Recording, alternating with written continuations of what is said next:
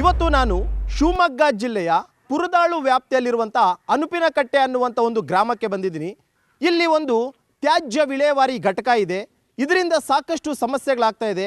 ಕಳೆದ 20 ವರ್ಷಗಳಿಂದಲೂ ಕೂಡ ಅಷ್ಟೇ ಇಲ್ಲಿನ ಸುತ್ತಮುತ್ತದ ಗ್ರಾಮದ ಜನರು ಹಲವು ಸಮಸ್ಯೆಗಳನ್ನು ಎದುರಿಸ್ತಿರುವಂಥದ್ದು.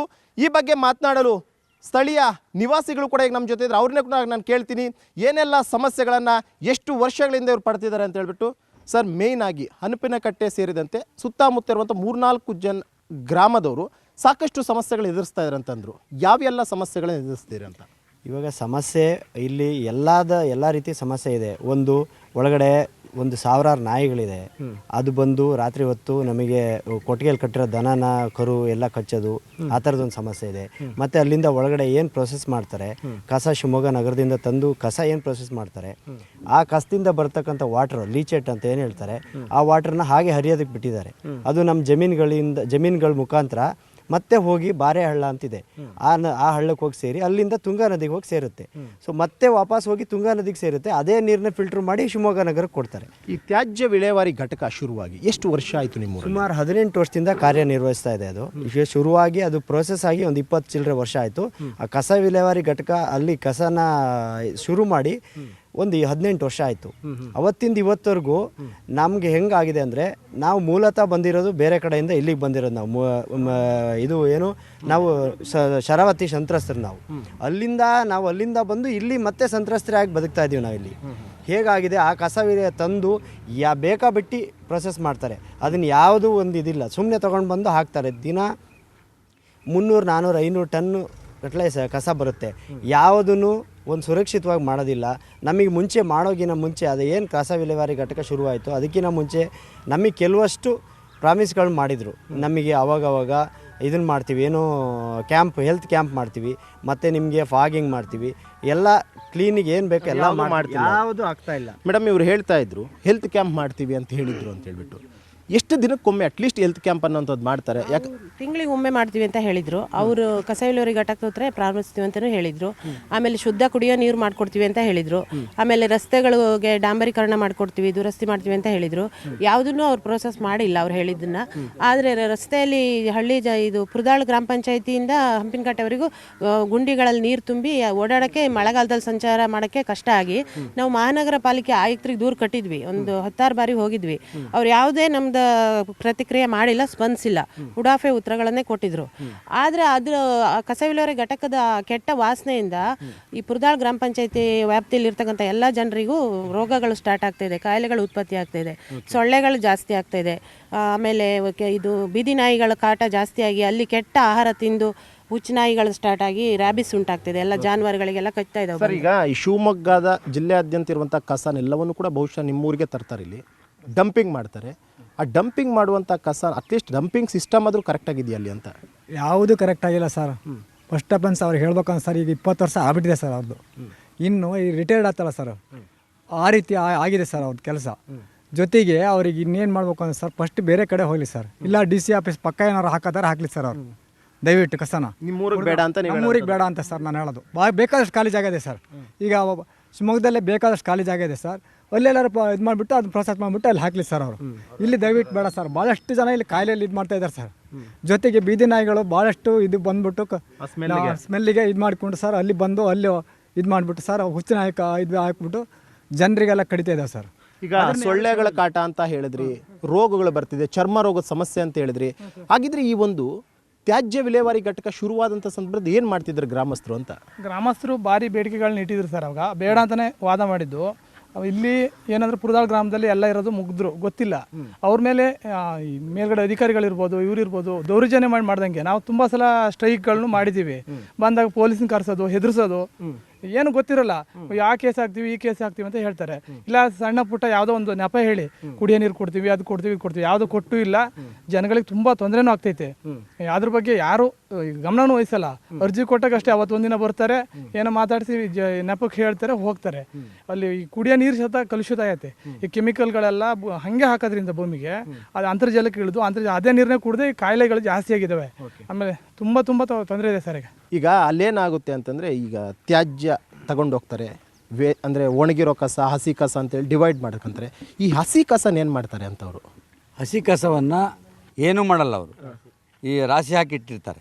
ದೊಡ್ಡ ದೊಡ್ಡ ಗುಡ್ಡೆ ಬಿದ್ದಿದೆ, ಆ ಗುಡ್ಡೆಯಿಂದ ಕೆಳಗಡೆ ಒಂದು ರಸಗಳು ಇಳಿದು ಅದು ನಮ್ಮ ಭೂಮಿಗೆಲ್ಲ ಸೇರಿಕೊಂಡು ಕುಡಿಯೋ ನೀರಿಗೆ ಮತ್ತೊಂದಕ್ಕೆ ಸಮಸ್ಯೆ ಆಗ್ತಾಯಿದೆ.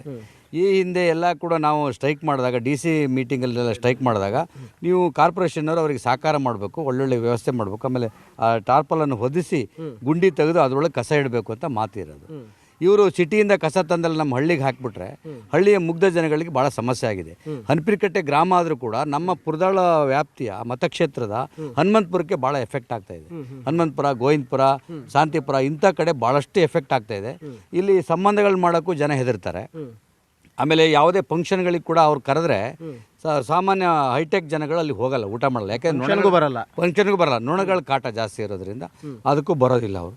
ಹಾಗಾಗಿ ಅದಕ್ಕೆ ಇಲ್ಲಿ ಮೊದಲೇನು ಮಾಡಿದ್ವಿ, ಒಂದು ತೀರ್ಮಾನ ಮಾಡಿದಾಗ DC ಅವರು ಒಂದು ಆದೇಶ ಮಾಡಿದರು ನಗರ ಪಾಲಿಕೆಯವರಿಗೆ, ನೀವು ವಾರಕ್ಕೊಮ್ಮೆ 4 ಪ್ರಾಥಮಿಕ ಆರೋಗ್ಯ ಕೇಂದ್ರಗಳಿದ್ದಾವೆ. ಮತ್ತೂರಿದೆ, ಹೊಳಲೂರಿದೆ, ಸಿರಿಗೆರೆ ಇದೆ, ಆಯನೂರಿದೆ. ಈ ಕಡೆ 4 ಕೂಡ ವಾರ ಬಂದು ಅಲ್ಲಿ ಟ್ರೀಟ್ಮೆಂಟ್ ಮಾಡಬೇಕು ಅಂತ ಒಂದು ಅಗ್ರಿಮೆಂಟ್ ಆಗಿತ್ತು. ಅದು ನಿಲ್ಲಿಸ್ಬಿಟ್ರು, ಈಗ ಬರ್ತಾ ಇಲ್ಲ. ಇಲ್ಲಿ ನಾವು ಪಂಚಾಯತಿಲಿ ಜಾಗ ಕೊಟ್ಟಿದ್ರು, ಅಲ್ಲಿ ಪಂಚಾಯತಿಯವರು ಅವಾಗ ಅವರು ಪ್ರತಿ ವಾರಕ್ಕೊಬ್ಬರು ಪ್ರಾಥಮಿಕ ಆರೋಗ್ಯ ಕೇಂದ್ರಕ್ಕೆ ಪಾಳಿ ಪ್ರಕಾರ ಬಂದು ನೋಡ್ತಾ ಇದ್ರು. ಆಮೇಲೆ ಅದು ಮುಗಿದು ಬರೀ ಒಂದು 6 ತಿಂಗಳು ಬಂದು. ಎಷ್ಟು ವರ್ಷದಿಂದ ಅದು ನಿಂತಿದೆ ಅದು? ಅದು ಈಗ 2007ರಿಂದ ನಿಂತೋಗಿದೆ. ಆ ಹಾಸ್ಪಿಟ್ಲ್ ಬರ್ತಿದ್ರು ಅವರು, ಬಂದೆಲ್ಲ ರೆಡಿ ಮಾಡಿಕೊಡ್ತಿದ್ರು. ಆಮೇಲೆ ಯಾವಾಗ ಹೇಳಿದ್ರು ಕೂಡ ರಸ್ತೆಗಳು ಸರಿ ಮಾಡ್ತಿದ್ರು, ಪಾಗಿಂಗ್ ಮಾಡ್ತಿದ್ರು ಮೊದಲೇ ಪ್ರಾರಂಭದಲ್ಲಿ. ಈಗ ಅದೆಲ್ಲ ಗಾಳಿಗೆ ತೂರಿಬಿಟ್ಟು ಯಾವುದೇ ನಿಯಮವನ್ನು, ಸೆಂಟ್ರಲ್ ಗೌರ್ಮೆಂಟ್ ಸುಪ್ರೀಂ ಕೋರ್ಟ್ ನಿಯಮವನ್ನು ಗಾಳಿಗೆ ತೂರಿ ಆ ಕಸ ವಿಲೇವಾರಿ ಘಟಕವನ್ನು ಅಧೋಗತಿಗೆ ತಂದು ಯಾವುದೋ ಒಂದು ರಾಮ್ಕಿ ಕಂಪ್ನಿ ಅಂತ ಆಂಧ್ರದವ್ರಿಗೆ ಕೊಟ್ಟು ಅವ್ರು ಹಾಳು ಮಾಡಿಟ್ಟಿದ್ದಾರೆ. ಇಲ್ಲಿ ಲೋಕಲ್ನವರಿಗೆ ಒಂದು ಮತ್ತೊಂದಿದೆ, ಇಲ್ಲಿ ರೋಗ ರುಜಿನಗಳು ಜಾಸ್ತಿ ಇದೆ. ಅದಕ್ಕೆ ನಾವೇನು ಹೇಳ್ತಾ ಇದ್ದೀವಿ, ಈಗಲೂ ಕೂಡ ರೋಗ ರುಜಿನಗಳು ಜಾಸ್ತಿ ಇದೆ, ಅವ್ರು ಈಗಲೇ ಹೋಗ್ತಾರೆ ಅನ್ನೋದು ಗ್ಯಾರಂಟಿ ಇಲ್ಲ. ನಾವು ಮುಂದಿನ ದಿನಗಳು ಬಲವಾಗಿ ಎಲ್ಲರನ್ನೂ ಸೇರಿಸ್ಕೊಂಡು, ಬಲವಾಗಿ ಅಂದರೆ ಮೊದಲಿನ ಥರ ನಾಮಕಾವಸ್ಥೆ ಇದಲ್ಲ, ಒಂದು ದಿವ್ಸಕ್ಕೆ ಬಿಡಲ್ಲ ನಾವು. ಒಂದು ವಾರಗಟ್ಟಲೆ ನಾವು ನಿರಂತರ ಅಮರಣಾಂತರ ಉಪವಾಸ ಸತ್ಯಾಗ್ರಹ ಮಾಡಿ ಕಸವನ್ನು ಶಿವಮೊಗ್ಗದಲ್ಲಿ ನಿಲ್ಲಿಸೋಂಥ ಪ್ಲ್ಯಾನ್ ಇದೆ ನಮ್ಮದು. ದಯವಿಟ್ಟು ಪ್ರಾಥಮಿಕ ಆರೋಗ್ಯ ಕೇಂದ್ರನೂ ಕೂಡ ಆದಷ್ಟು ಬೇಗ ಮಂಜೂರು ಮಾಡಿ ಕೊಡಬೇಕು ಅಂತ ಸರ್ಕಾರಕ್ಕೆ ನಿಮ್ಮ ಮೂಲಕ ಒತ್ತಾಯ ಮಾಡ್ತಾರೆ. ಈಗ ಮಲೆನಾಡು ಭಾಗ ಅಂತಂದರೆ ಆಲ್ಮೋಸ್ಟ್ ಮಳೆ ಯಾವಾಗಲೂ ಕೂಡ ಆಗ್ತಾ ಇರುತ್ತೆ. ಇವರು ರಾಶಿ ಗುಡ್ಡೆ ತಗೊಂಡ್ಬಂದು ಕಸ ಹಾಕ್ಕೊಂಡಿದ್ರೆ ಅದು ಮಳೆ ನೀರಿಗೆ ಕೊಚ್ಕೊಂಡು ಹೋಗ್ಬೋದು, ಅಥವಾ ಇನ್ಯಾವುದೋ ಒಂದು ದನ ಕರುಗಳು ಆ ನೀರನ್ನ ಕುಡಿಬೋದು, ಹಿಂಗೆಲ್ಲ ಆಗ್ತಿರುತ್ತೆ ಸಮಸ್ಯೆಗಳು. ಇದ್ರ ಬಗ್ಗೆ ಅಧಿಕಾರಿಗಳ ಗಮನಕ್ಕಿಲ್ವಾ ಅಂತ? ಸರ್, ಅಧಿಕಾರಿಗಳಿಗೆ ಗಮನ ಕೊಟ್ಟರು ಅವ್ರು ಇದ್ರ ಬಗ್ಗೆ ಸೀರಿಯಸ್ ಆಗಿ ತಗೊಳ್ತಾ ಇಲ್ಲ ವಿಚಾರವನ್ನು. ಏನೋ ಒಂಥರ ಬೇಕಾಬಿಟ್ಟಿ ವ್ಯವಹಾರನ ಮಾಡ್ತಾ ಇದ್ದಾರೆ.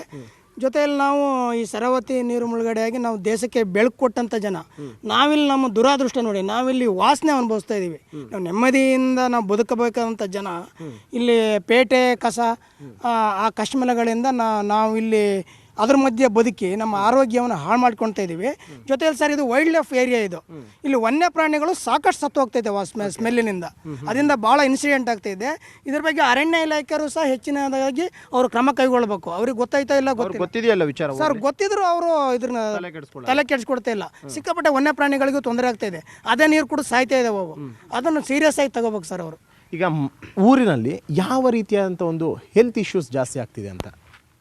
ಎಲ್ಲ ಥರ ಸಾಂಕ್ರಾಮಿಕ ಕಾಯಿಲೆಗಳು ಬರ್ತಾ ಇದೆ ಸರ್. ಅದೆಲ್ಲದಕ್ಕಿಂತ ಮುಖ್ಯವಾಗಿ ಆ ಊರಿಗೆ ಹೆಣ್ಣೆ ಕೊಡಕ್ಕೆ ಹೋಗ್ತಾ ಇಲ್ಲ ಸರ್. ನಮ್ಮ ಊರಿಗೆ ಹೆಣ್ಣೆ ಕೊಡಕ್ಕೆ ಹೋಗ್ತಾ ಇಲ್ಲ. ಯಾಕೆ ಅಂದರೆ ಈ ಊರಲ್ಲಿ ಈ ಥರ ಕಸ ಇದು ತೊಂದರೆ ಇರೋದ್ರಿಂದ ಇಲ್ಲಿ ನೊಣ ಅಲ್ಲಿ ಊಟಕ್ಕೂ ಹೋಗ್ತಾ ಇಲ್ಲ ಯಾರು. ಯಾವುದೇ ಫಂಕ್ಷನ್ ಮಾಡಿದ್ರು ಊಟಕ್ಕೆ ಯಾರು ಹೋಗ್ತಾ ಇಲ್ಲ. ಊಟ ಮಾಡಕ್ಕೆ ಹೊರಗಡೆ ಬಿಡಲ್ಲ ಅವು ನೊಣ. ಆ ಥರ ಆಗ್ತಾ ಇದೆ. ಹಂಗಾಗಿ ಹೆಣ್ಣು ಕೊಡೋದಕ್ಕೆ ಒಂದು 20 ಹುಡುಗರು ನಮ್ಮ ಊರಲ್ಲಿ ಈಗ ಹಂಗೆ ಖಾಲಿ ಇದ್ದಾರೆ. ಮದುವೆ ಇಲ್ಲದೆ ಥರ ಪರಿಸ್ಥಿತಿ ಆಗಿ ಬಂದಿದೆ. ಊರು ಬಿಟ್ಟು ಬೇರೆ ಕಡೆ ಹೋಗ್ಬೇಕಷ್ಟೇ. ಮದುವೆ ಆಗ್ಬೇಕಂದ್ರೆ ಬೇರೆ ಕಡೆ ಹೋಗ್ಬೇಕಾದ ಪರಿಸ್ಥಿತಿ ಅವ್ರಿಗೆ ಬಂದಿದೆ ನೋಡಿ ಸರ್. ಊರ್ ಮಧ್ಯೆ ಬರೋ ಅಟ್ಲೀಸ್ಟ್ ಬೇರೆ ಆಲ್ಟರ್ನೇಟಿವ್ ವ್ಯವಸ್ಥೆ ಮಾಡ್ಕೊಳ್ಬೇಕಲ್ಲ ಅವರು. ಊರ್ ಮಧ್ಯೆ ಬಂದ್ರೆ ಹೆಂಗೆ ಅಂತ ಕಸ ಎಲ್ಲ ತಗೊಂಡು ಸೋರಿಸ್ಕೊಂಡೆಲ್ಲ? ಇಲ್ಲ ಸರ್, ಇಲ್ಲಿ ಬರೋದೇ ಬೇಡ. ಅವ್ರವ್ರ ಅಧಿಕಾರಿಗಳು ಅವ್ರವ್ರ ಮನೆ ಮುಂದಕ್ಕೆ ಒಂದೊಂದು ಲೋಡ್ ಹಾಕೊಂಡು ಬಿಡ್ಲಿ. DC ಆಫೀಸ್ ಮುಂದ್ಗಡೆ ಒಂದು ಲೋಡು, SP ಆಫೀಸ್ ಮುಂದ್ಗಡೆ ಒಂದು ಲೋಡು, ಮುನ್ಸಿಪಾಲಿಟಿ ಅಧಿಕಾರಿಗಳಿದಾರಲ್ಲ ಅವ್ರ ಮುಂದ್ಗಡೆ ಲೋಡ್ ಹಾಕಿ ಬಿಡ್ಲಿ. ನಮ್ಗೆ ಇಲ್ಲಿ ಹಾಕಿ ತರ್ಬೇಕು. ಅವರು ವಿಮಾನ ನಿಲ್ದಾಣ ಪಕ್ಕ ಇದೆಯಲ್ಲ, ಬೇಕಾದ ಲ್ಯಾಂಡ್ ಇದೆಯಲ್ಲ, ಅಲ್ಲಿ ಹಾಕಿಬಿಡ್ಲಿ. ಇಲ್ಲಿ ಹಾಕಿ ಬರೋದೇ ಬೇಡ ನಾವು. ಇಲ್ಲಾಂದ್ರೆ ನಾವು ಎಲ್ಲರೂ ಸುತ್ತಮುತ್ತ ಹಳ್ಳಿಯವರೆಲ್ಲ ಸೇರಿಬಿಟ್ಟು ಇದ್ರ ಬಗ್ಗೆ ಉಗ್ರವಾದ ಹೋರಾಟವನ್ನು ಮಾಡ್ತೀವಿ ಸರ್. ಈಗ ಇನ್ನೊಂದು ವಿಚಾರ, ಅವರು ಹೇಳ್ತಾ ಇದ್ರು ನಮ್ಮೂರಲ್ಲಿ ಒಂದು ಫಂಕ್ಷನ್ ಆದ್ರೆ ಜನ ಬರಲ್ಲ. ಒಂದು ಹೆಣ್ಣನ್ನು ಕೊಡಬೇಕು ಅಂತಂದ್ರೆ 10 ಸಲ ಯೋಚನೆ ಮಾಡ್ತಾರೆ, ನಮ್ಗೆ ಬೇಡಲೇ ಬೇಡಪ್ಪ ಅಂತ ಹೇಳ್ತಿದ್ರೆ ಹಿಂಗಾದ್ರೆ ಅಂತ. ಇದು ಸಹಜ. ಯಾಕಂದ್ರೆ ಇವಾಗ ಇಲ್ಲಿನ ಪರಿಸ್ಥಿತಿ ಏನಾಗಿದೆ ಅಂದ್ರೆ ಟೋಟಲಿ ವಾಸನೆ ಮುಕ್ತ ಆಗ್ಬೇಕಾಗಿರೋಂಥ ನಮ್ಮ ಪ್ರದೇಶ, ಈ ವೈಲ್ಡ್ ಲೈಫ್ ಇರೋಂಥ ಏರಿಯಾನ ಇವಾಗ ಏನು ಮಾಡಿದ್ದಾರೆ, ಎಲ್ಲ ಗಲೀಜ್ ಎಪ್ಸಿ ಯಾರು ಬರ್ತಾರೆ ಇವಾಗ, ಮತ್ತೆ ಯಾರು ಹೆಣ್ಣು ಕೊಡ್ತಾರೆ? ಇವಾಗಿನ ಯುವಕರಿಗೆ ಯಾರು ಹೆಣ್ಣು ಕೊಡಲ್ಲ. ಇವಾಗ ಆಲ್ರೆಡಿ 35 ವರ್ಷ ಆಗೋಯ್ತು. ಈಗ ನಾವು ಕೇಳಿರೋಂಥ ವಿಚಾರ, ವಾಸ್ತವಿಕವಾಗಿ ಕೇಳಿರೋಂಥ ವಿಚಾರ, ಯಾರು ಹೆಣ್ಣು ಕೊಡಲ್ಲ ಮೂರಿಗೆ. ಇಷ್ಟು ಗಲೀಜಿದೆ, ಯಾರು ಬರ್ತಾರೆ? ಈ ಒಂದು ಫಂಕ್ಷನ್ ಮಾಡಿದ್ರೆ ನೋಡಿದ್ರೆ ಸೊಳ್ಳೆ ನೈಟು ಸ್ಟೇ ಮಾಡೋಕ್ಕಾಗಲ್ಲ ಇಲ್ಲಿ ಅಂತ ಹೇಳ್ತಾರೆ. ಏನು ಮಾಡೋ? ಕುಡಿಯೋ ನೀರಿನ ವ್ಯವಸ್ಥೆ ನೋಡಿದ್ರೆ ತುಂಬಾ ಹದಗೆಟ್ಟೋಗಿದೆ. ಯಾರು ಕೇಳೋರು, ನಾವು ಮಹಾನಗರ ಪಾಲಿಕೆಗೆ ಆಲ್ರೆಡಿ ಇಷ್ಟೊಳಗಡೆ ಇಶ್ಯೂಸ್ ಮಾಡಿ ನೀರಿನ ಪಂಚಾಯತಿಯಲ್ಲಿ ಪ್ರತಿ ಸರಿ ಚೆಕ್ ಮಾಡ್ತಾರೆ. ನೀರಿನ pH ಲೆವೆಲ್ ಎಷ್ಟು ಹೋಗಿದೆ ಅಂದ್ರೆ ಎಷ್ಟು ಗಲೀಜ್ ಮಟ್ಟದಲ್ಲಿ ಹೋಗಿದೆ ಅಂತ ನೀರನ್ನೇ ಕುಡಿದ್ಬಿಟ್ಟು ಚರ್ಮ ರೋಗ, ಪ್ರತಿಯೊಬ್ಬರಿಗೂ ಒಂದೊಂದು ಕಾಯಿಲೆಗಳು ಸ್ಟಾರ್ಟ್ ಆಗಿದೆ. ಹೆಚ್ಚಿನದಾಗಿ ಇದು ಅತಿ ಹೆಚ್ಚಾಗಿ ಮಿತಿ ಮೀರಿ ಹೋಗ್ಬಿಟ್ಟಿದೆ ಇವಾಗ. ಇದು ಯಾರು ಕೇಳಲ್ಲ. ಡಸ್ಟ್ ಅಲರ್ಜಿ ಅಂದರೆ ಅಸ್ತಮ ಪ್ರತಿಯೊಂದು ಬಂದಿದೆ ಇವಾಗ. ಈ ನೀರಿನಿಂದನೇ ಹೆಚ್ಚಿನದಾಗಿ ನಮಗೆ ಕೊಳಕ ರೀತಿ ಅನುಭವಿಸ್ತಾ ಇದೀವಿ. ಜೀವನ ಒಟ್ಟು ಏನು ಒಂದು ಮಟ್ಟದಲ್ಲಿ ಸಾಗಿಸ್ತಾ ಇದೀವಿ ಅಷ್ಟೇ. ಪುರದಾಳು ಗ್ರಾಮ ಪಂಚಾಯತಿ ವ್ಯಾಪ್ತಿಯಲ್ಲಿರುವಂಥ ಹಳ್ಳಿಯವರು ಈ ಅನಾರೋಗ್ಯದ ಸಮಸ್ಯೆ, ನೀವು ಒಂದು ಪಟ್ಟಿನೇ ಹೇಳ್ತಿದ್ದಾರೆ ಸರ್, ಇಂತಿಂಥ ಇಶ್ಯೂಸ್ ಆಗ್ತಿದೆ ಅಂತ ಹೇಳ್ಬಿಟ್ಟು. ಸಂಬಂಧಪಟ್ಟಂಥ ಆರೋಗ್ಯ ಇಲಾಖೆ ಅಧಿಕಾರಿಗಳಾಗಿರ್ಬೋದು, ತಹಶೀಲ್ದಾರ್ ಆಗಿರ್ಬೋದು, ಅಥವಾ ಜಿಲ್ಲಾಧಿಕಾರಿ ಆಗಿರ್ಬೋದು, ಶಾಸಕರಾಗಿರ್ಬೋದು, ಏನು ಮಾಡ್ತಿದ್ದಾರೆ ಇವರೆಲ್ಲ ಅಂತ? ಮತ್ತೆ ಸರ್, ಇದು ಪುರದಾಳು ಗ್ರಾಮ ಮತ್ತು ಇಲ್ಲಿ ಚಿತ್ರಶೆಟ್ಟಿಹಳ್ಳಿಯದ ಗ್ರಾಮ ಅಂತ ಇದೆ. ಇವೆರಡೂ ಗ್ರಾಮಗಳು ಶರಾವತಿ ಸಂತ್ರಸ್ತರಿಗೋಸ್ಕರ ಪುನರ್ವಸತಿ ಕಲ್ಪಿಸೋದಕ್ಕೋಸ್ಕರ ಇಲ್ಲಿ ಆರಂಭ ಆಗಿರೋಂಥ ಗ್ರಾಮಗಳು. ಇವು ಪುರಾತನ ಗ್ರಾಮಗಳಲ್ಲ.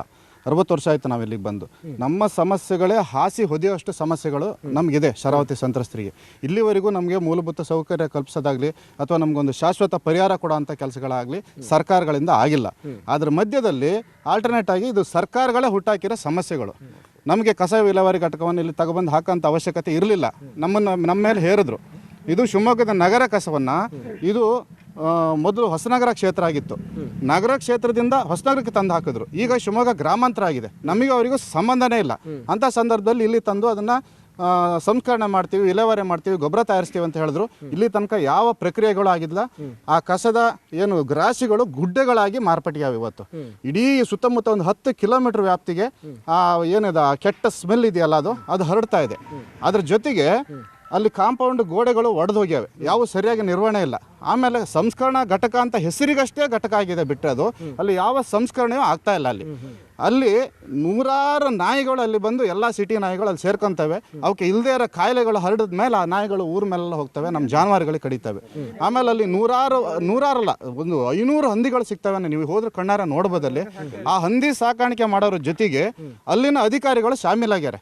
ಮೇಲ್ನೋಟಕ್ಕೆ ನಮ್ಮ ಜೊತೆ ಏನಂತಾರೆ, ಅವನ್ನೆಲ್ಲ ಸಾಕಕ್ಕೆ ಬಿಡಲ್ಲ, ನಾವು ಇವತ್ತೇ ಹಿಡ್ಕೊಂಡು ಹೋಗ್ತೀವಿ ಅಂತೇಳಿ. ಆ ಹಂದಿ ಸಾಕರಿಗೆ ಅವರಿಗೆ ಮಂತ್ಲಿ ಇಷ್ಟು ಅಂತ ಅವರಿಗೆ ಕೊಡ್ತಾ ಇದ್ದಾರೆ. ಅವರು ಹೊಂದಾಣಿಕೆ, ಅದೆಲ್ಲ ಹೊಂದಾಣಿಕೆನೆ. ಭ್ರಷ್ಟಾಚಾರ ಕಂಪ್ಲೀಟ್ ಆಗಿದ್ರಲ್ಲ. ಗೇಟಿಗೆ ಲಾಕ್ ಮಾಡಿದಾಗ ಒಂದು 2 ದಿವಸ ಟಾರ್ಪಲ್ ಹಾಕೊಂಬರ್ತಾರೆ, ಉಳಿದ ಟೈಮಲ್ಲಿ ಟಾರ್ಪಲ್ ಹಾಕಲ್ಲ. ಆಮೇಲೆ ಖಾಸಗಿ ವಾಹನಗಳ ಜೊತೆಗೆ ಅಲ್ಲಿಗೆ ಶಾಮೀಲಾಗ್ತಾರೆ. ಈ ಥರ ದೊಡ್ಡ ಭಾಳ ನಾವಲ್ಲಿ ಕೆದಕ್ತಾ ಹೋದರೆ ಭಾಳಷ್ಟು ವಿಚಾರಗಳು ನಮಗೆ ಮುಗ್ಧ ಜನರಿಗೆ ಗೊತ್ತಿಲ್ಲ ಅಂತ ವಿಚಾರಗಳಿದ್ದಾವೆ. ದೊಡ್ಡ ಮಟ್ಟದ ರಾಜಕೀಯ ಇದೆ, ಅಧಿಕಾರಿಗಳ ನಿರ್ಲಕ್ಷ್ಯ ಇದೆ ಇದರಲ್ಲಿ. ಎಲ್ಲರಿಗೂ ಗೊತ್ತಿರೋ ಅಂಥದ್ದೇ ಇದು ಹೆಂಗೆ ಅಂದರೆ ಸುಮ್ಮನೆ ಎಷ್ಟು ದಿವಸ ಆಗುತ್ತೋ ದಬ್ಕೊಂಡು ಹೋಗೋಣ ಅಂತೇಳಿ ನಮಗೂ ಇದು ಸಾಕಾಗಿದೆ. ಇದರಿಂದ ಮುಕ್ತಿ ಬೇಕಾಗಿದೆ ನಮ್ಮರಿಗೆ.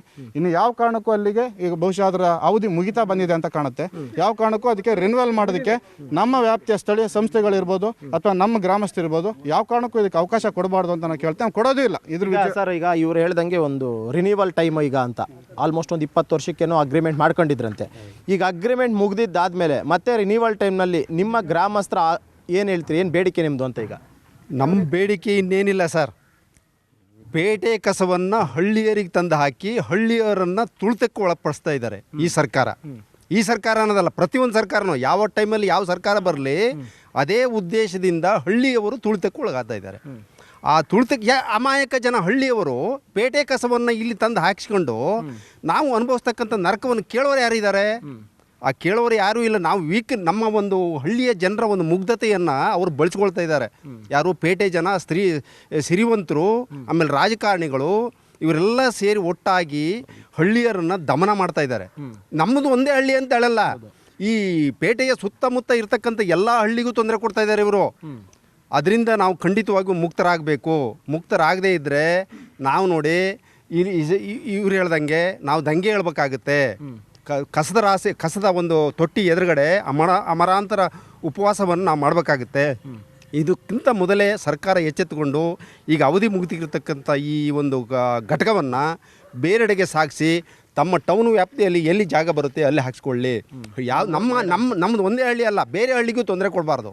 ಎಲ್ಲೋ ಯಾರಿಗೂ ತೊಂದರೆ ಆಗ್ತಿದ್ದಂಗೆ ಯಾವುದೇ ಹಳ್ಳಿ ಬಾಗ್ಲಲ್ಲಿ ಅಂದರೆ ವ್ಯಾಪ್ತಿಯಿಂದ ದೂರ ಇರಬೇಕು, ಜಮೀನೇ ಆಗಿರ್ಬೇಕು. ಅದು ಯಾವುದೋ ಒಂದು ಕಾಡಿನಿಂದ ದೂರ ಇರಬೇಕು, ಪ್ರಾಣಿಗಳ ಏನೋ ಆಗಬಾರ್ದು. ಅಥವಾ ಈಗ ಊರ ಮಧ್ಯೆ ಬೇಡ, ಅಟ್ಲೀಸ್ಟ್ ಊರ ಆಚೆ ಒಂಚೂರು ಹಾಕಿ ಅಂತ. ಜನಗಳ ವಾಸವಾಗ ಇರೋ ಜಾಗದಲ್ಲಿ ತೊಂದರೆ ಕೊಡೋದು ಬೇಡ ಇವರು, ಹೌದಾ? ಆಮೇಲೆ ನಾನು ಹತ್ತಿರದಿಂದ ನೋಡಿದ್ದೀನಿ ನಾನು. ಈ ಥರ ಗುಡ್ಡ ಹಾಕ್ತಾರೆ ಸರ್, ಅದು ಗುಡ್ಡ ಹಾಕಿದ್ದಾರೆ. ಅದ್ರ ಕಾಲಲ್ಲಿ ಕೆಟ್ಟ ವಿಷ, ನಾನು ಕರ್ಕೊಂಡೋದ್ರು ತೋರಿಸ್ತೀನಿ, ಕೆಟ್ಟ ವಿಷ ಸುಮ್ಮನೆ ಜಲ ಬಂದಂಗೆ ಬರ್ತೈತೆ ನೀರು. ಎಲ್ಲಿಗೆ ಹೋಗುತ್ತಾ ನೀರು? ನೀರು ಪೂರ್ತಿ ಸರ್, ಅದಕ್ಕೊಂದು ಚಾನಲ್ ಇಲ್ಲ ಏನಿಲ್ಲ, ಅದಕ್ಕೊಂದು ಕೈ ಒಂದು ಏನೇನೂ ಮಾಡಿಲ್ಲ, ಹಾಗೆ ಬಂದು ಸೀದಾ ಬಂದು ಒಂದು ಸುಮ್ಮನೆ ಕಾಲುವೆ ಕೊಟ್ಟಿದ್ದಾರೆ. ಬಾರೆ ಹೇಳಕ್ಕೆ ಬಿದ್ದು, ಬಾರೆ ಹೇಳದಿಂದ ಅವರೇ ಕುಡಿತಾ ಇದ್ದಾರೆ ಆ ನೀರು. ಬೇರೆ ನಾವು ಕುಡಿತಲ್ಲ, ನಾವೇನಾದ್ರು ಹಿಂಗೆ ಪುಣ್ಯಾತ್ಮರು ಯಾರೋ ಕೊಟ್ಟು ನೀರು ಕುಡಿತಾ ಇದ್ದೀವಿ, ಅವರೇ ಆ ನೀರು ಕುಡಿತಾ ಇದ್ದಾರೆ. ಅದು ಹೋಗಿ ತುಂಗಾ ನದಿಗೆ ಸೇರುತ್ತೆ. ಅದನ್ನು ಮತ್ತೆ ದೊಡ್ಡದಾಗಿ ಇವರು ಫಿಲ್ಟರ್ ಮಾಡೋದು. ಬಿಸ್ಲೇರಿ ಈಗ ನೀವು ಸಾಕಷ್ಟು ಬಾರಿ ಹೋರಾಟ ಮಾಡಿದ್ದೀರಿ, ಪ್ರೊಟೆಸ್ಟ್ ಮಾಡ್ಕೊಂಡಿದ್ದೀರಾ, ದಾರಿನೆಲ್ಲ ಅಡ್ಡ ಹಾಕಿದ್ದೀರಿ. ಯಾಕೆ ಪೊಲೀಸರು ಬಿಟ್ಟು ಎದುರಿಸುವಂಥದ್ದು? ಅಂದರೆ ನೀವು ಯಾರು ಕೂಡ ಪ್ರೊಟೆಸ್ಟ್ ಮಾಡಬಾರ್ದು, ನಿಮ್ಮ ದಂಗೆ ಹೇಳ್ಬಾರ್ದು ಅಂತನಾ? ಏನಾಗಿದೆ ಅಂದರೆ ನಾವು ಪ್ರತಿ ಸರಿ ಮಾಡಿದಾಗ ನಮಗೆ FIR ಆಗ್ತೀವಿ ಆ ಥರ ಎಲ್ಲ. ನಾವು ರೀಸೆಂಟಾಗಿ 3 ತಿಂಗಳ ಹಿಂದೆ ಮಾಡಿದಾಗ ಅವರು ಅದನ್ನೇ ಹೇಳಿದ್ರು, ನಿಮ್ಮ ಮೇಲೆ FIR ಆಗುತ್ತೆ, ನೀವು ಮತ್ತೆ ಸುಮ್ಮನೆ ತೊಂದರೆ ಅನುಭವಿಸ್ತೀರಾ ಅಂತ ಅಂದರು. ಅದೇನಾರು ಆಗಲಿ ಪರವಾಗಿಲ್ಲ, ನೋಡೋಣ ಅದೇನಾಗುತ್ತೆ ಅಂತ ಮಾಡಿದ್ವಿ. ಅಲ್ಲಿಗೆ ತಕ್ಷಣ ಮೇಡಮ್ ಅವರಿಗೆ ಇವರಿಗೆ ಫೋನ್ ಮಾಡಿ ಕೇಳಿದ್ರೆ ಅಲ್ಲೇನು ಸಮಸ್ಯೆ ಇಲ್ಲ, ಆಯ್ತು ಏನು ಹೇಳ್ತಾರೆ, ಅಲ್ಲೇನು ಸಮಸ್ಯೆನೇ ಇಲ್ಲ, ಎಲ್ಲ ಚೆನ್ನಾಗಿ ನಡೀತದೆ. ಅಲ್ಲಿ ಏನು ಚೆನ್ನಾಗೇ ನಡೀತಾ ಇಲ್ಲ, ಫುಲ್ ಸಮಸ್ಯೆನೇ ಇರೋದು. ಆಯ್ತಾ? ಬರ್ತಾರ ಯಾವಾಗಾದ್ರೂ ನೋಡಕ್ಕಾದ್ರೂ ಬರ್ತಾರ? ನಾವು ಯಾವ ಸ್ಟ್ರೈಕ್ ಮಾಡ್ತೀವಿ ಅವಾಗ ನೋಡಕ್ಕಲ್ಲ, ಸಮಸ್ಯೆ ನೋಡಕ್ ಬರ್ತಾರ. ಸಮಸ್ಯೆ ನೋಡಕ್ಕೆ ಯಾವತ್ತು ಬಂದು ನಿಮ್ಗೆ ಏನಾಗ್ತಿದೆ ಅಂತ ಯಾರು ಕೇಳಿಲ್ಲ. ಅವರು ಯಾರೇ ಆಯುಕ್ತರು ಬಂದ್ರು ಒಂದು ವಿಸಿಟ್ ಕೊಡ್ತಾರೆ ಅಲ್ಲಿಗೆ. ಅಂದರೆ ಸುಮ್ಮನೆ ಯಾರೇ ಹೊಸದುರ್ಗ ಶಿವಮೊಗ್ಗ ಯಾರೇ ಮಹಾನಗರ ಪಾಲಿಕೆ ಆಯುಕ್ತರಾದರೆ ಯಾರೇ ಆದ್ರೂ ಒಂದು ವಿಸಿಟ್ ಕೊಡ್ತಾರೆ. ಅದು ಯಾರಿಗೂ ಇನ್ಫಾರ್ಮ್ ಮಾಡಲ್ಲ, ನಮ್ಗೆ ಯಾರಿಗೂ ಇನ್ಫಾರ್ಮ್ ಮಾಡಲ್ಲ. ಅವ್ರು ಬರ್ತಾರೆ, ಅವ್ರ ಪಾಡಿಗೆ ಹೋಗ್ತಾರೆ ಅಷ್ಟೇ. ಅವರು ಜಡ್ಜು ಬಂದಿದ್ದಾರೆ, ಎಲ್ಲರೂ ಬಂದಿದ್ದಾರೆ, ನಿಮಗೆ ಎನ್ವೈರನ್ಮೆಂಟ್ ಆಫೀಸರ್ ಎಲ್ಲರೂ ಬರ್ತಾರೆ. ಬಟ್ ಯಾರು ಯಾವುದೇ ರೀತಿ ಅವ್ರದ್ದೊಂದು ವಿಸಿಟ್ ಇರುತ್ತೆ, ಆ ವಿಸಿಟ್ ಮಾಡಿ ಹೋಗ್ತಾರೆ ಅಷ್ಟೇ. ಓಟ್ ಕೇಳಕ್ಕೆ ಶಾಸಕರು ಬರ್ತಾರಲ್ಲ, ಮನೆಗೂ ಬರ್ತಾರೆ. ಆ ಟೈಮಲ್ಲಿ ಓಟ್ ಹಾಕಿ ಅಂತ ಹೇಳ್ಬಿಟ್ಟು ಆ ಟೈಮ್ನಲ್ಲಿ ಅವ್ರಿಗೆ ಗೊತ್ತಿಲ್ವಾ, ಇದು ಅರಿವಿಲ್ವಾ ಇವ್ರಿಗೆ ಸಮಸ್ಯೆ ಅಂತ? ಎಲ್ಲರೂ ನಾವು ಸರಿಪಡಿಸ್ತೀವಿ. ಚುನಾವಣೆ ಮುಗಿದ್ಮೇಲೆ ಈಗ ನೀತಿ ಸಂಹಿತೆ ಇರುತ್ತೆ, ಚುನಾವಣೆ ಮುಗಿದ್ಮೇಲೆ ಸರಿಪಡಿಸ್ತೀವಿ ಅಂತ ಅಲ್ಲಿಂದ ಇಲ್ಲಿಗೂ ಹೇಳಿದ್ರು ಒಬ್ರು. ಅವರೆಲ್ಲರೂ ಮಾಡ್ಕೊಡ್ತೀವಿ ಅಂತಾರೆ, ಯಾರು ಮಾಡ್ಕೊಡಲ್ಲ. ಒಂದೇ ಒಂದು ನಮ್ಮ ಎಲ್ಲ ಗ್ರಾಮಸ್ಥರ ಪರವಾಗಿ ಕಳಕಳಿ ಅಂದ್ರೆ DC ಅವರು ಮತ್ತೆ ಕಾರ್ಪೊರೇಷನ್ ಕಮಿಷನ್ ಅವರು ನಮ್ಮಲ್ಲಿ ಬಂದು ಒಂದ್ ದಿವಸ ಅವರು ವಾಸ್ತವ್ಯ ಮಾಡ್ಬೇಕು, ಗ್ರಾಮ ವಾಸ್ತವ್ಯ ನಮ್ಮೂರ ಖಂಡಿತ ಅವ್ರು ಇರಬೇಕು. ದಯವಿಟ್ಟು ಒಂದ್ ದಿವಸ ಅಲ್ಲ ಸರ್, ಒಂದು ವರ್ಷ ಇರ್ಬೇಕು ಸರ್ ಅವ್ರು. ಯಾಕೆ ಅಂದ್ರೆ ನಾವು ನಮ್ಮ ಅಪ್ಪರ ಕಾಲದಿಂದ ಸರ್ 60 ವರ್ಷದಿಂದ ನಾವು ಸರ್, ದಯವಿಟ್ಟು 60 ವರ್ಷದಿಂದ ಸರ್ ನಾವು ಇದೇ ತರ ಅನುಭವಿಸ್ತಾ ಇದೀವಿ ಸರ್. ಈಗ ಸರ್ಕಾರದ ಈ ತರ ಮಾಡ್ತಾ ಇದೆ ಸರ್. ಒಂದ್ ಸಮಸ್ಯೆ ಅಂದ್ರೆ ಸರ್ ಅವ್ರ ಲೆಕ್ಕೇನು ಸರ್, ಇವರೆಲ್ಲ ಮುಗಿದ್ರು ಏನು ಮಾಡೋಕ್ಕಲ್ಲ ಸರ್, ಏನ್ ಬೇಕಾದ್ರೂ ಮಾಡ್ಬೋದು ಸರ್. ಮುಂಚೆ ಸೋತ್ಬೇಕು ಅಂದ್ರೆ ಒಂದ್ಸತಿ ನಾವು ಸರ್ವತಿ ಮುಳುಗಡೆ ಇರ್ತೀವಿ ಸರ್, ನಮ್ಮಿಂದ ಇವ್ರಿಗೆ ಬೆಳಕು ಕೊಟ್ಟ ಸರ್. ಇವತ್ತೇನು ರಾಜಕಾರಣಿಗಳಿರ್ಬೋದು, DC ಇರ್ಬೋದು, AC ಇರ್ಬೋದು, ನಮ್ಮ ಅಪ್ಪ ಆಸ್ತಿ ಕಳ್ಕೊಂಡು ಇವ್ರಿಗೆ ಬೆಳಕು ಕೊಟ್ಟಿದ್ದಾರೆ ಸರ್. ಇವತ್ತು ನಾವು ಇಲ್ಲಿ ಸ್ಟ್ರೈಕ್ ಮಾಡಲ್ಲ ಸರ್. ಇನ್ನು ಸ್ಟ್ರೈಕ್ ಎಲ್ಲಿ ಮಾಡ್ತೀವಿ ಅಂದ್ರೆ ಜೋಗ ಇದೆಯಲ್ಲ ಸರ್, ಏನು ಕರೆಂಟ್ ಕೊಡ್ತಾರೆ ಸರ್, ಅಲ್ಲಿ ತಪ್ಪಿಸ್ಬಿಟ್ರೆ ಸರ್ ಇವ್ರು ಕತ್ಲಲ್ಲಿ ಇರಲಿ ಸರ್, ನಾವು ಬೆಳಕಾಗಿರ್ತೀವಿ ಸರ್. ನಿಮ್ಮ ಆರೋಗ್ಯ ಹೆಂಗಿದೆ ಅವಲಿ? ನಮ್ಮ ಆರೋಗ್ಯ ಇವರೆಲ್ಲ ಹೇಳ್ದ ಕುಂಠಿತಾನೆ. ಅದ್ರ ಜೊತೆಯಲ್ಲಿ ನಾವೀಗ ಏನು ವಾಸ್ತವ ಮಾಡ್ತೀವಿ, ನಾವು ಖಾಲಿ ವಾಸ್ತವ ಮಾಡಿದಂಗೆ ಅಲ್ಲಿ ಶಿವಮೊಗ್ಗ ಸಿಟಿಯವರು ಬಂದ್ಕೊಂಡು ನಾವು ಯಾವ ರೀತಿಲಿ ಇದ್ದೀವಿ ಆ ರೀತಿಲಿ ಒಂದು ದಿವಸ ನೈಟಲ್ಲೆಲ್ಲ ವಾಸ್ತವ ಮಾಡಿದ್ರೆ ಅವ್ರೇನು ಶೆಟ್ರು ಮತ್ತೊಂದು ಏನು ಹಾಕಬಾರ್ದು. ಅವರು ನಾವು ಹೆಂಗೆ ಖಾಲಿ ಇದೀವಿ ಇದಕ್ಕೂ ವಾಸ ಮಾಡ್ಕೊಂಡು ಹೋಗ್ಬಿಡ್ಲಿ. ನಾಳೆ ನಾವು ಸುರಕ್ಷಿತ ಇದೀವಿ ಅಂತ ಅವರೇ ಬಂದು ಹೇಳ್ಬಿಟ್ರೆ ನಾವು ಅದಕ್ಕೆ ಒಪ್ಕೊಳ್ತೀವಿ. ಈಗ ನಿಮ್ಮ ಏನು ಹೇಳ್ತೀರಾ ಕೊನೆಯದಾಗಿ ನೀವು? ನಮ್ದು ಇಷ್ಟೇ, ಇದೆಲ್ಲ ಹೇಳ್ಯಾರ ಸಾಕಷ್ಟು ಊರಿನ ಬಗ್ಗೆ ನೋವು ಕಷ್ಟ ಎಲ್ಲ ಹೇಳ್ಯಾರ. ಅಲ್ಲಿ ನೀರಾಗ ಮುಳುಗಿಸ್ತಾರೆ, ನಮ್ಮ ಇಲ್ಲಿ ಕಸದಾಗ ಮುಳುಗಿಸ್ತಾ ಇದ್ದಾರೆ. ಅದು ಅವ್ರು ಬಂದು ಆ ಕಸದಾಗ ಮುಳುಗಲಿ, ಬೆಳಕು ಕೊಟ್ಟಾರೆ ಯಾರು? ನಮ್ಮ ಅಪ್ಪನ ಆಸ್ತಿ ಕಟ್ಕೊಂಡು ಇವತ್ತು ಜಮೀನಿಗೆ ಖಾತೆ ಇಲ್ಲ. ಏನಾದ್ರು ಮಾಡ್ಯಾರ ಅಂತ ಕೇಳಿ ಸರ್ಕಾರ ಬಂದು, ಕೇಂದ್ರ ಇರ್ಬೋದು, ರಾಜ್ಯ ಸರ್ಕಾರ ಇರ್ಬೋದು, ಬರ್ತಾರೆ. ಕೋಳಿ ಒಡ್ಡಿ ಎಲ್ಲ ಹೋಗ್ತಾರ್ರಿ ಓಟಿಗಾಗಿ, ಹೊಕ್ಕು ಖಾಲಿ ಬಿದ್ದು ಓಟ್ ತಗೊಂಡು ಹೋಗ್ತಾರೆ. ಇಲ್ಲಿ ನಮ್ಮನೆ ಸಾಯಿಸ್ತಾರೆ ಅವರು. ನಾವು ಈಗ 60 ವರ್ಷದಿಂದ ಕಣ್ಣೀರು ಯಾರು ಹೊಡ್ಸಾರು? ಕಣ್ಣಿಗೆ ಬೆಳಕು ಕೊಟ್ಟಾರ ಯಾರು? ಕಣ್ಣೀರು ಬರ್ಸಾರ ಯಾರು? ಈಗ ನಮ್ಮನ್ನ ಏನು ಮಾಡ್ಯಾರ? ಅಲ್ಲಿ ನೀರಾಗತ್ತರಾ, ಇಲ್ಲಿ ಕಸದಾಗತ್ತೆ ಅಷ್ಟೇ. ಈಗ 18 ವರ್ಷಗಳಿಂದಲೂ ಕೂಡ ನಿರಂತರವಾಗಿ ಹೋರಾಟ ಮಾಡ್ತಿದ್ರ, ದಯವಿಟ್ಟು ಈ ತ್ಯಾಜ್ಯ ವಿಲೇವಾರಿ ಘಟಕವನ್ನು ಬೇರೆ ಕಡೆ ಹಾಕಿ ಅಂತ. ಯಾಕಂದ್ರೆ ನಮ್ಮ ಆರೋಗ್ಯ ಇಂಪಾರ್ಟೆಂಟು. ಪೊಲೀಸ್ನವ್ರ ವಿಚಾರ ಹೇಳಿದ್ವಿ ಅಲ್ಲ, ಪೊಲೀಸ್ನವ್ರನ್ನ ಬಿಟ್ಟು ಹೆದರ್ಸೋದು ಏನಕ್ಕೆ ಅಂದ್ರೆ ನಮಗಾಗಿ ಬರಲ್ಲ ಅವತ್ತು ಸರ್. ಅವ್ರು ಬರೋದು ನಾವು ಸ್ಟ್ರೈಕ್ ಮಾಡಿದಾಗ ಕಸ ಸ್ಟಾಕ್ ಆಗುತ್ತೆ. ಎಲ್ಲಿ ಶಿವಮೊಗ್ಗದಲ್ಲಿ 1 ಗಂಟೆ ಸ್ಟಾಕ್ ಆದ್ರೆ ಅವ್ರು 1 ಗಂಟೆನೂ ಬಿಡಲ್ಲ. ಅಲ್ಲಿ ಅವರು ಅಧಿಕಾರಿಗಳು ಜೋರು ಮಾಡಿದಾಗ ಅವ್ರಿಗಾಗಿ ಗುಡಿ ಬರೋದು ಬಿಟ್ರೆ ನಮಗಾಗಲ್ಲ. ನಮ್ಮನ್ನ ಏನಾರು ಮಾಡಿ ಓಡಿಸ್ಬೇಕಲ್ಲ ಸರ್ ಅಲ್ಲಿಂದ. ಅದಕ್ಕೆ ನಮ್ಗೆ ಬೆದರ್ಸೋದು. ಈಗ ಗೊತ್ತಿಲ್ಲ ಆ ಕೇಸ್ ಹಾಕ್ತೀವಿ ಈ ಕೇಸ್ ಹಾಕ್ತೀವಿ ಅಂತ ಪ್ರೆಜರ್ ಅವರಿಂದ ಬಿಟ್ರೆ ನಮ್ಮ ಹಿತದೃಷ್ಟಿಯಿಂದ ಯಾರು ಬರಲ್ಲ ಸರ್ ಇಲ್ಲಿಗೆ. ಅವ್ರು ಬರ್ತಾ ಇರೋದೇನಾದ್ರು ಅವ್ರ ಸೇಫ್ಟಿಗೆ ಅವ್ರಿಗೆ ಅಲ್ಲಿ ಹೊಡಿತಾರೆ ತಗೊಂಡು. ನಮ್ಮ ಅವ್ರ ಮನೆ ಬಾಗಿಲ ಕಸ ಇದ್ರೆ 1 ಗಂಟೆ ಇದ್ರೆ ಸಾಕು ಸರ್, ನೀವು ನೋಡಿದ್ರೆ ಗೊತ್ತಾಗುತ್ತೆ, 1 ಗಂಟೆಗೆ ಹೆದರ್ಸ್ತಾರೆ. ಈಗ ಮೇಡಮ್, ಇದು ಕೇವಲ ಒಬ್ಬರು ಇಬ್ಬರು ನಿರ್ಧಾರ ಮಾಡಿಕೊಂಡು ಹೋರಾಟ ಮಾಡಿದ್ರೆ ಸಿಗುವಂಥ ಜಯ ಅಲ್ಲ. ಇದು ಕಂಪ್ಲೀಟ್ ಆಗಿ ಪ್ರತಿಯೊಬ್ಬರು ಕೂಡ ನಮ್ಮ ಜವಾಬ್ದಾರಿ, ನಮ್ಮ ಆರೋಗ್ಯದ ಹಿತದೃಷ್ಟಿಯಿಂದ ಹೋರಾಟ ಮಾಡಬೇಕು. ಸೊ ಮುಂದಿನ ದಿನಗಳಲ್ಲಿ ನೀವು ಯಾವ ರೀತಿಯ ಹೋರಾಟ ಮಾಡ್ಕೊಂಡು ಸರ್, ನಾವು ಮುಂದಿನ ದಿನಗಳಲ್ಲಿ ಇಡೀ ನಮ್ಮ ಪುರದಾಳ್ ಪಂಚಾಯತಿ ವ್ಯಾಪ್ತಿಯ ಎಲ್ಲ ಸಮಸ್ತ ನಾಗರಿಕರು ಈ ಒಂದು ಹೋರಾಟಕ್ಕೆ ನಿಲ್ತೀವಿ. ಅವರು ಇನ್ನು ಅವಧಿ ಮುಗಿದ ತಕ್ಷಣ ಅದನ್ನ ಸ್ಥಳಾಂತರ ಮಾಡಿಲ್ಲ ಅಂದ್ರೆ ನಾವು ಎಲ್ಲರೂ ಸೇರಿ ಉಗ್ರವಾಗಿ ಹೋರಾಟ ಮಾಡೋಕ್ಕೆ ಸಿದ್ಧವಾಗಿದ್ದೀವಿ. ಸರ್, ಈಗ ಫೈನಲ್ ಆಗಿ ಸರ್, ಈಗ ರಿನಿವಲ್ ಟೈಮ್ ಅಂತೆ ಸರ್. ಆಲ್ಮೋಸ್ಟ್ ಅವ್ರು ಮಾಡ್ಕೊಂಡಿದ್ದ ಅಗ್ರಿಮೆಂಟ್ ಪ್ರಕಾರ ಇನ್ನೊಂದು ಆಲ್ಮೋಸ್ಟ್ ಈ ವರ್ಷಕ್ಕೇನೋ ಮುಗಿಯುತ್ತಂತೆ ಅಂತಿದ್ದಾರೆ.